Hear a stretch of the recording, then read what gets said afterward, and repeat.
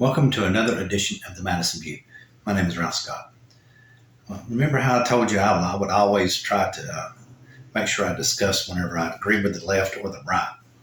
Well, I kind of agree with the right on this gender identity education, I think it's called. I read an article on the internet that some school board in Maryland, I'm not sure what grades this class involved, but some school board in Maryland had a big conference about it, and a Muslim woman gave a speech saying that she felt like that it was violating her American dream, or part of her American dream was to pass her religion on to her child.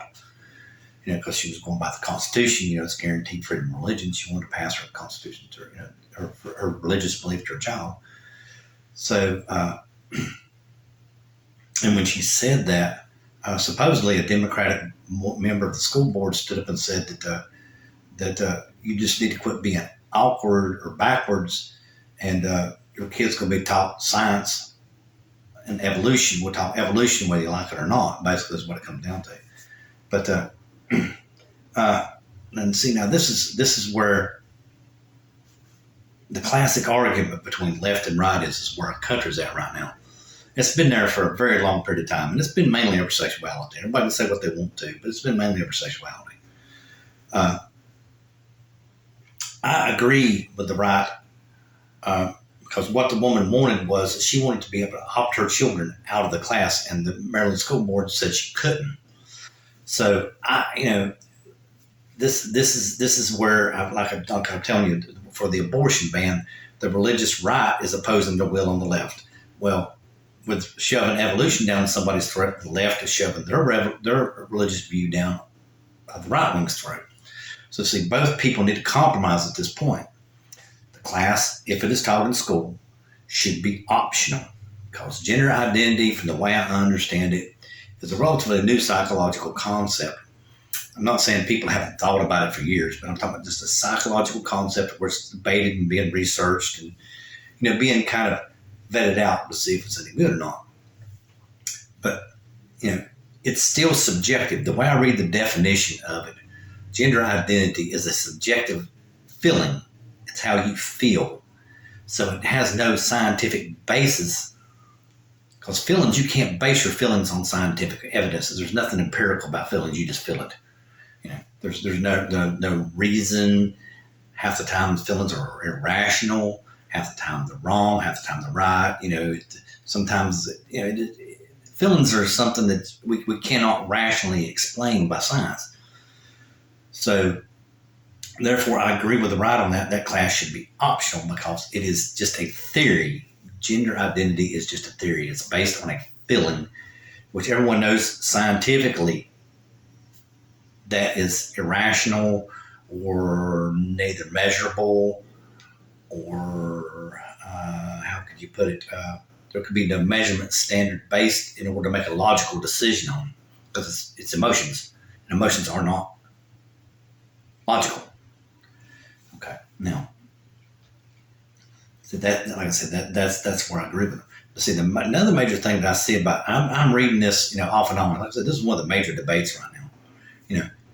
I'm not sure of what years the kids are taught this in school, but just right off the top of my head, with it being a theory, I don't think any kid below the age of 14 should be taught it, because when a kid is below a certain age, they don't have critical thinking skills.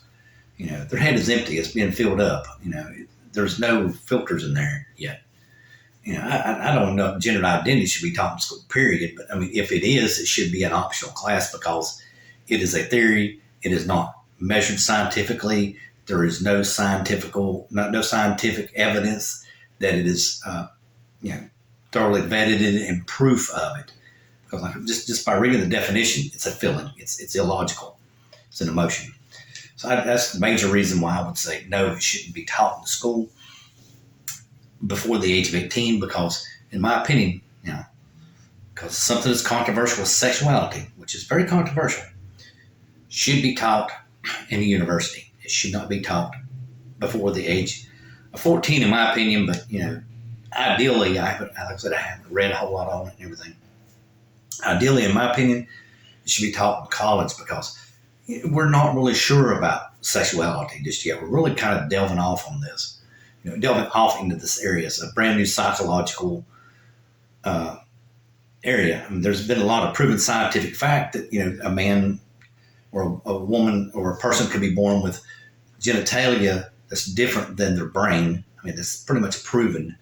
It's an intersex child. I forget the exact. There's somebody like 10,000 born every year in the United States or something like that. Worldwide, I don't remember exactly the exact percentages. It's possible for a child to have both male and female sex organs. So, I mean, it's scientifically that part is possible. So, physiologically, or physically, whichever you want to say, that is a scientific fact. So that doesn't, in my opinion, that should be taught in school. Now, even as young as 14, in my opinion, that person can be born so they don't feel weird or whatever. If they are sitting in class, they would know that this is a scientific reason, and you're not a freak. Basically, it's just part of the evolutionary. It's part of the way the DNA has to expand or multiply in order for us to continue on as a species. It's pretty much a scientific fact. Okay, now let me get into the other area where I disagree with the right and I agree with the left. Now, like I said, these are the fundamental arguments of what's dividing our country right now, in my opinion. Okay, now if you have read any articles on the internet or maybe saw it on TV, I don't know, some member of the University of Liberty in Virginia said that we should teach all of our children, according to Mao and Hitler, they should be envied about how they taught their children.